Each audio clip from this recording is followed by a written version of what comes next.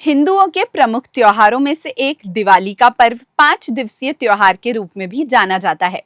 पहला दिन धनतेरस का होता है, जो कार्तिक मास के कृष्ण पक्ष की त्रयोदशी के दिन मनाया जाता है और इसी के साथ दीपोत्सव की भी शुरुआत होती है। इसे धन त्रयोदशी के नाम से भी जाना जाता है। भारतीय परंपरा में हमेशा से ही स्वास्थ्य को सबसे बड़ा धन माना गया है। यही कारण है कि पुरानी कहावत पहला सुख निरोगी काया, दूसरा सुख घर में माया आज भी लोगों की सोच में गहराई से रची बसी है। इसी सोच के अनुरूप दिवाली की शुरुआत भी धनतेरस से होती है। इस वर्ष धनतेरस का पर्व 18 अक्टूबर शनिवार को मनाया जाएगा। हिंदू पंचांग के अनुसार त्रयोदशी तिथि की शुरुआत 18 अक्टूबर को दोपहर 12:18 पर होगी और यह तिथि 19 अक्टूबर को दोपहर 1:51 तक प्रभावी रहेगी।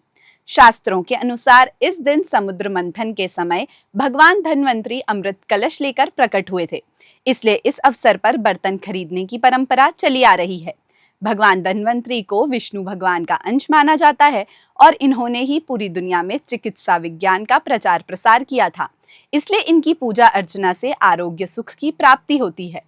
भगवान धन्वंतरी के 2 दिन बाद माता लक्ष्मी समुद्र से निकली थीं, इसलिए धनतेरस के 2 दिन पश्चात दीपावली का पर्व मनाया जाता है।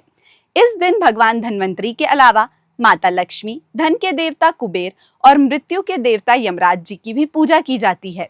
यह दिन सोना चांदी या नए बर्तन खरीदने के लिए बेहद शुभ माना जाता है। चलिए अब जानते हैं धनतेरस से जुड़ी कथा और उसके महत्व के बारे में।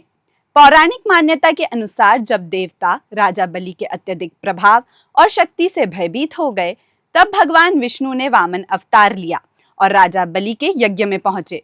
यज्ञ में शुक्राचार्य ने उन्हें पहचान लिया और राजा बलि को चेताया कि यह कोई साधारण ब्राह्मण नहीं, बल्कि स्वयं भगवान विष्णु है। राजा बलि ने अपने गुरु की बातों को नजरअंदाज करते हुए वामन भगवान से पूछा कि वे क्या चाहते हैं। तब वामन ने 3 पग भूमि दान में मांगी।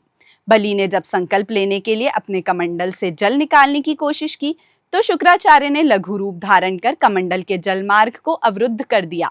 भगवान वामन इस चाल को समझ गए।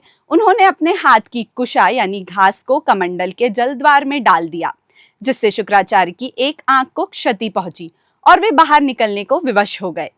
इसके बाद बलि ने 3 पग भूमि दान देने का संकल्प पूरा किया। भगवान वामन ने एक पग में पूरी पृथ्वी नाप ली, दूसरे में आकाश, और जब तीसरे पग के लिए स्थान नहीं बचा तो बलि ने विनम्रता से अपना सिर उनके आगे रख दिया। इस तरह बलि ने अपना सब कुछ दान में दे दिया। कहा जाता है कि इसी दिन राजा बलि से प्राप्त धन और ऐश्वर्य देवताओं को पहले से भी अधिक मात्रा में वापस मिला था और तभी से यह पर्व मनाया जाने लगा। अगर आप ऐसी ही और पौराणिक कहानियों से जुड़े रहना चाहते हैं तो हमारे चैनल को अभी सब्सक्राइब करें। धन्यवाद।